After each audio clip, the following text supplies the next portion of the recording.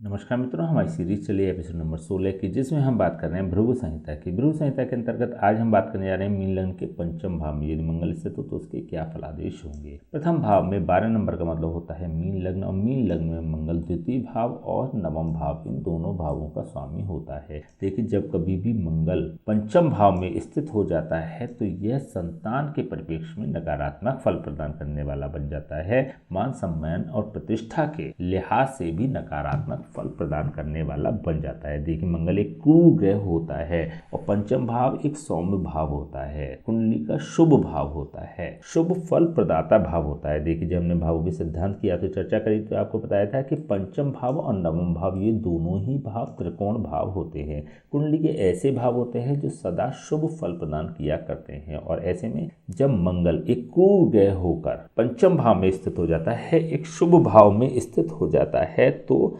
नकारात्मक फल प्रदान करने वाला ग्रह बन जाता है। लेकिन यदि हम पाराशर के सिद्धांत की बात करें, पाराशरी की सिद्धांत की बात करते हैं, तो मीन लग्न में मंगल शुभ फल प्रदाता ग्रह माना गया है। क्यों माना गया है? क्योंकि यहाँ पर यह द्वितीय स्थान और नवम स्थान दोनों भावों का स्वामी होता है, विशेष रूप से भाग्येश होता है, तो इसलिए इसको शुभ फल प्रदाता माना गया है। और जब हमने लघु पाराशर की सीरीज आपको प्रदान करी थी तो उसमें हमने सैद्धांतिक रूप से यह भी बात करी थी कि द्वितीय स्थान अथवा द्वादश स्थान की जब हम बात करते हैं तो इन दोनों भावों के इफेक्ट्स जो व्यक्ति को प्राप्त होते हैं वह दूसरे स्थान पर स्थित राशि के अनुसार और भाव के अनुसार प्राप्त होते हैं। इट मीन्स कि द्वितीय स्थान और द्वादश स्थान दोनों ही न्यूट्रल भाव होते हैं। वे कैसे फल प्रदान करते हैं? जो इनकी दूसरी राशि जिस भाव में पड़ती है उसके अनुसार फल प्रदान करते हैं। तो मंगल यहाँ पर क्या करेगा?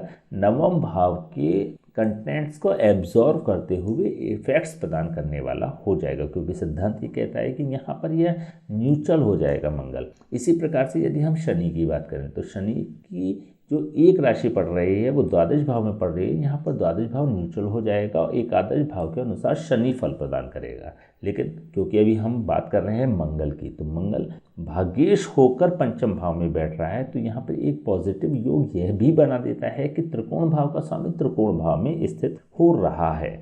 लेकिन जब हम मीन लग्न की पर्टिकुलर बात करते हैं तो यहाँ पर मंगल नीच का हो जाता है। नीच का मंगल नीचत्व के फल प्रदान कर देने वाला होता है, व्यक्ति को स्वयं को पेट से संबंधित समस्याएं प्रदान कर देने वाला हो जाता है, क्योंकि मंगल पेट का विशेष कारक ग्रह होता है, पंचम भाव भी पेट का कारक भाव होता है। तो ऐसे में जब मंगल यहाँ पर नीचस्थ होकर स्थित हो जाता है तो यह व्यक्ति को पेट से संबंधित रोग प्रदान कर देने वाला हो जाता है, संतान को भी पीड़ित करने वाला होता है, संतान के स्वास्थ्य की हानि करने वाला भी होता है। ऐसे व्यक्तियों की संतान को जीवन में संघर्ष भी करने पड़ जाते हैं। पंचम भाव मान प्रतिष्ठा और सम्मान का कारक भाव भी होता है, तो ऐसे में मान सम्मान और प्रतिष्ठा की हानि करने वाला भी ऐसा मंगल बन जाता है, क्योंकि यहाँ पर मंगल नीच का हो रहा है। यदि हम द्वितीय भाव के सापेक्ष बात करते हैं तो द्वितीय भाव का स्वामी अपने स्थान से चतुर्थ स्थान पर और कुंडली के पंचम स्थान में स्थित हो रहा है, त्रिकोण स्थान में स्थित हो रहा है, लेकिन नीच का होकर स्थित हो रहा है। द्वितीय भाव होता है धन का, द्वितीय भाव होता है ससुराल का, और तृतीय भाव होता है कुटुंब का। चाहे हम धन की बात करें, ससुराल की बात करें या कुटुंब की बात करें, तीनों ही परिप्रेक्ष्य में व्यक्ति को नकारात्मक फल प्राप्त होते हैं।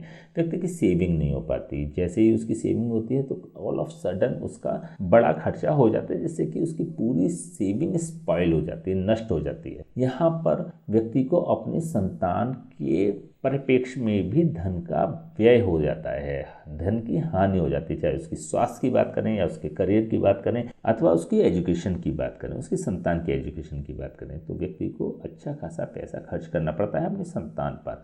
तो यहाँ पर यदि हम द्वितीय भाव के सापेक्ष देखें तो यह मंगल नकारात्मक फल प्रदान करने वाला हो रहा है। यदि हम भाग्य भाव के सापेक्ष देखते हैं तो भाग्य भाव का स्वामी अपने स्थान से नवम स्थान पर और कुंडली के पंचम भाव में नीच का होकर बैठा हुआ है। देखिए, भाग्येश नीच का हो गया है, तो यहाँ पर भी यह व्यक्ति को भाग्य के सापेक्ष संघर्ष कराने वाला बन जाता है। लेकिन एक पॉजिटिविटी यह है कि 9th हाउस का लॉर्ड अपने से 9th होकर और त्रिकोण भाव में स्थित हो रहा है। तो कुछ पॉजिटिविटी ये भी है कि यह एक लिमिट के बाद, फॉर एग्जाम्पल 28 साल जो मंगल की स्वयं की उम्र होती है उसके पश्चात व्यक्ति को पॉजिटिव फल प्रदान करने वाला बन सकता है। बन सकता है इसलिए कह रहे हैं क्योंकि यहाँ पर और भी इफेक्ट्स हमको देखने पड़ेंगे। जैसे यदि इस मंगल का नीच भंग हो जाए तो यहाँ पर एक राजयोग का निर्माण हो सकता है। उसका सिद्धांत क्या है? यदि मंगल की उच्च राशि का स्वामी अथवा मंगल की नीच राशि का स्वामी लग्न से अथवा स्वयं मंगल से केंद्र भाव में स्थित हो जाता है, विशेष रूप से मंगल से केंद्र भाव में स्थित हो जाता है, तो यह नीच भंग राजयोग का निर्माण कर देने वाला हो जाता है। इट मीन्स कि मंगल से केंद्र भाव में यदि चंद्रमा अथवा शनि स्थित हो जाए तो यह नीच भंग राजयोग का निर्माण करने वाला हो जाएगा। इट मीन्स कि अष्टम भाव, एकादश भाव अथवा द्वितीय भाव में यदि चंद्रमा अथवा शनि स्थित हो जाता है तो यहाँ पर मंगल का नीच भंग हो जाएगा। यहाँ पर कुछ मतांतर भी है, कुछ एस्ट्रोलॉजर्स का या कुछ विद्वानों का यह भी मानना है कि यही परिस्थिति यदि लग्न से केंद्र भाव में हो जाती है, इट मीन्स कि चौथे, सातवें या 10वें भाव में ऐसी स्थिति जनरेट हो जाती है, तब भी यह नीच भंग राजयोग का निर्माण करने वाला हो जाता है। कुछ लोग ऐसा भी कहते हैं कि चंद्रमा के सापेक्ष यदि केंद्र में स्थित हो जाए, चंद्रमा इस कुंडली में मान लीजिए किसी भी भाव में बैठा हुआ है, मान लीजिए लग्न भाव में यदि चंद्रमा बैठा हुआ है या दशम भाव में चंद्रमा बैठा हुआ, तो उससे केंद्र में यदि चंद्रमा या शनि आ जाए, चंद्रमा तो नहीं आएगा, शनि ही आएगा, यदि शनि स्थित हो जाए तो नीच भंग राजयोग का निर्माण हो जाता है। लेकिन हम यहाँ पर केवल और केवल मंगल के सापेक्ष ही कंसीडर करेंगे क्योंकि ये हमारा अपना निजी अनुभव भी है और इस प्रकार के जो इफेक्ट्स हैं हमने पॉजिटिव भी देखे हैं। तो यहाँ पर मंगल के सापेक्ष जो हम बात कर रहे हैं वो ज़्यादा ऑथेंटिक हमें महसूस होती है। चलिए हम बात कर लेते हैं इसके कारकत्व की। मंगल होता है तृतीय भाव का कारक और षष्ठम भाव का कारक। तृतीय भाव के सापेक्ष ये मंगल अपने स्थान से तृतीय स्थान पर स्थित हो रहा है। तृतीय भाव होता है मेहनत का, परिश्रम का, पुरुषार्थ का और साहस का, और यहाँ से यह अपने ही तृतीय स्थान पर स्थित हो रहा है। मेहनत, पुरुषार्थ, संघर्ष के स्थान में स्थित हो रहा है। तो यहाँ पर ये बात तो क्लियर है कि ऐसे व्यक्तियों को मेहनत बहुत ज़्यादा करनी पड़ती है, संघर्ष बहुत होता है ऐसे लोगों के जीवन में, और ऐसे लोगों को संघर्ष करने के बाद भी मुफीद रिजल्ट्स प्राप्त नहीं होते, पॉजिटिव रिजल्ट्स प्राप्त नहीं होते हैं। अत्यधिक संघर्ष की स्थिति ऐसे लोगों के जीवन में बनी रहती है। यदि हम छठे भाव के सापेक्ष देखते हैं तो छठे भाव का कारक अपने स्थान से द्वादश स्थान और कुंडली के पंचम भाव में स्थित हो रहा है। देखिए यह भी नकारात्मक स्थिति है। छठा भाव होता है रोग, ऋण और शत्रुओं का कारक भाव। रोग, ऋण और शत्रु के कारक भाव का स्वामी जब पंचम भाव में स्थित हो जाता है, अपने से द्वादश होकर स्थित हो जाता है, तो संतान को रोगी बनाने वाला होता है, व्यक्ति के मान सम्मान और प्रतिष्ठा की हानि करने वाला होता है, और इसका कारक नीच का होकर स्थित हो रहा है, तो ये और विध्वंसकारी स्थिति बन जाती है। यदि हम इसकी दृष्टियों की बात करें तो मंगल की 3 दृष्टियां होती हैं, चतुर्दृष्टि, सप्तम दृष्टि और अष्टम दृष्टि। चतुर्दृष्टि से ऐसा मंगल अष्टम भाव को देख रहा है, सप्तम दृष्टि से ऐसा मंगल एकादश भाव को देख रहा है, और अष्टम दृष्टि से ऐसा मंगल द्वादश भाव को देख रहा है। हमने बात करी थी कि मंगल की चतुर्दृष्टि सुख और सुरक्षा प्रदान करने वाली होती है, लेकिन यहाँ पर मंगल नीच का हो रहा है। नीच के मंगल की जब चतुर्दृष्टि मृत्यु के भाव में पड़ती है तो यहाँ पर एक्सीडेंट की योग बना देने वाली ऐसी दृष्टि हो जाती है, लेकिन ये व्यक्ति को विशेष नकारात्मक फल प्राप्त नहीं होंगे। यह जो स्थिति है ये फैटल नहीं होगी, बहुत विध्वंसकारी नहीं होगी, क्योंकि मंगल की चतुर्दृष्टि सुख और सुरक्षा प्रदान करने वाली होती है, क्योंकि यह मंगल स्वयं एक्सीडेंट का कारक ग्रह होता है, अष्टम भाव एक्सीडेंट का कारक भाव होता है। तो ऐसे में इस प्रकार की योग तो ये अवश्य ही बना देगा, क्योंकि मंगल यहाँ पर नीच का भी स्थित हो रहा है, लेकिन एक्सीडेंट होने के बाद व्यक्ति को बहुत ज़्यादा पीड़ा नहीं होती, या फिर उस एक्सीडेंट से व्यक्ति की जीवन रक्षा हो जाती है। मंगल की यहाँ से पूर्ण दृष्टि एकादश भाव पर स्थित है। एकादश भाव होता है इच्छा पूर्ति का भाव, एकादश भाव होता है बड़े भाई का अथवा बड़ी बहन का भाव, और एकादश भाव होता है लाभ का भाव। जब मंगल की नीच के मंगल की पूर्ण दृष्टि एकादश भाव पर पड़ती है तो व्यक्ति की इच्छाओं की हानि करने वाली होती है, व्यक्ति की इच्छाओं को अपूर्ण करने वाली होती है।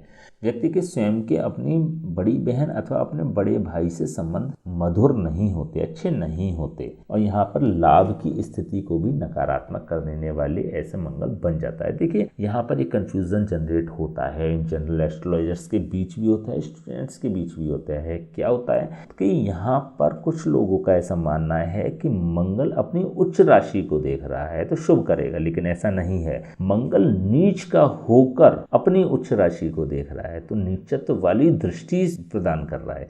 देखिए, फर्स्ट ऑफ ऑल हमें ये देखना होता है कि कंटेंट्स क्या हैं, कंटेंट्स नेगेटिव हैं अथवा पॉजिटिव हैं। जब मंगल यहाँ पर नेगेटिव हो रहा है तो जब वो प्रदान करेगा, मान लीजिए कोई दूषित व्यक्ति है तो जब वो प्रदान करेगा ना तो नकारात्मक ही प्रदान करेगा। हम पे जो होता है वही हम सामने वाले को प्रदान करेंगे। यदि हमारा आचरण शुभ है तो हम सत्संग की बात करेंगे, यदि हमारा आचरण दूषित है तो हम एब्यूजिंग लैंग्वेज यूज़ करेंगे। तो यहाँ पर मैटर ये करता है कि मंगल के पास अपने पास गुण क्या है, मंगल के पास स्वयं के पास क्या है। नकारात्मक स्थितियाँ, नकारात्मक कंटेंट्स हैं तो वह नकारात्मक ही प्रदान करेगा। तो यहाँ पर ये क्लियर हो जाना चाहिए कि जब इसकी पूर्ण दृष्टि एकादश भाव पर पड़ेगी तो यह शुभ दृष्टि नहीं होगी, नकारात्मक दृष्टि ही होगी। लेकिन पंचम भाव जो होता है ना, वो बुद्धि का कारक भाव भी होता है, शिक्षा का कारक भाव भी होता है, ज्ञान का कारक भाव भी होता है, बुद्धि का कारक भाव भी होता है। तो यहाँ पर सभी कुछ दूषित हो रहा है, व्यक्ति की बुद्धि दूषित हो रही है, व्यक्ति के विचार दूषित हो रहे हैं। तो यहाँ पर व्यक्ति के जो मन में है, जो व्यक्ति के दिमाग में है, वो नेगेटिविटी है। तो जब नेगेटिविटी के साथ व्यक्ति स्टैंड करता है तो सामने वाले को भी नेगेटिविटी ही प्रदान करने वाला हो जाता है। मंगल की यहाँ से विध्वंसकारी दृष्टि और अष्टम दृष्टि द्वादश भाव पर पड़ रही है। हमने बात करी थी मंगल की अष्टम दृष्टि जो होती है वो विध्वंसकारी दृष्टि होती है, नकारात्मक दृष्टि होती है। और जब यह दृष्टि द्वादश भाव पर पड़ती है तो यहाँ पर यह नकारात्मक ही फल प्रदान करने वाली होती है। यहाँ पर यह दृष्टि शुभ हो जाती है, व्यक्ति की हानियों से रक्षा करने वाली हो जाती है, व्यक्ति के व्यय को भी कम करने वाली होती है। लेकिन ये बहुत ज़्यादा मैटर नहीं करता है क्योंकि मंगल यहाँ पर विशेष नकारात्मक फल लिए हुए, तो ऐसे में इसके उपाय विशेष आवश्यक हो जाते हैं। क्या उपाय हो सकते हैं? देखिए, फर्स्ट ऑफ ऑल इसको मूव ही करा देना बेहतर होगा, इसके प्रभाव को मूव करा देना बेहतर होगा। उसके लिए क्या करना चाहिए आपको? मंगल का यंत्र गले में धारण करें। ऐसा करने से ये लग्न भाव में अपने इफेक्ट्स को प्रदान कर देने वाला बन जाएगा। मंगलवार के दिन किसी ब्राह्मण से अभिमंत्रित करा के मंगल का यंत्र आपको गले में धारण करना चाहिए, अथवा मूंगा आपको गले में धारण करना चाहिए। इसमें भी किसी ब्राह्मण से इसको शुद्ध अवश्य करा लें, अभिमंत्रित अवश्य करा लें। तो मूंगे को भी आप गले में धारण कर सकते हैं, तब भी इसके जो कंटेंट्स होंगे वो लग्न भाव में मूव हो जाएंगे। यदि आप इसको अफोर्ड अभी नहीं कर सकते हैं तो फिर महिलाएं अपने दाहिने हाथ की कलाई में और पुरुष अपने बाएं हाथ की कलाई में तांबे का कड़ा धारण कर लें। इसके अलावा मंगलवार आप सुंदरकांड का पाठ भी कर सकते हैं और बंदरों को भुने हुए चने खिलाएं। इसके अलावा यदि आप मंगल की महादशा अथवा अंतरदशा से होकर गुजर रहे हैं तो किसी ब्राह्मण से बात करके मंगल के जाप और हवन अवश्य ही करा लें। यदि आप ऐसा करते हैं तो चीज़ें सरल हो जाएंगी, पॉजिटिव हो जाएंगी आपके लिए, और जीवन में जितनी भी नकारात्मकता है वह नष्ट हो जाएगी, सकारात्मक चीज़ें शुरू हो जाएगी, आपके जीवन में आपको प्रोग्रेस मिलनी शुरू हो जाएगी। ठीक है, तो चलिए आज हम बात करें मीन लग्न के पंचम भाव में यदि मंगल स्थित हो तो उसके क्या फलादेश होंगे। नेक्स्ट वीडियो हम बात करेंगे मीन लग्न के षष्ठम भाव में यदि मंगल स्थित हो तो उसके क्या फलादेश होंगे। तब तक के लिए हमें आज्ञा दीजिए, नमस्कार।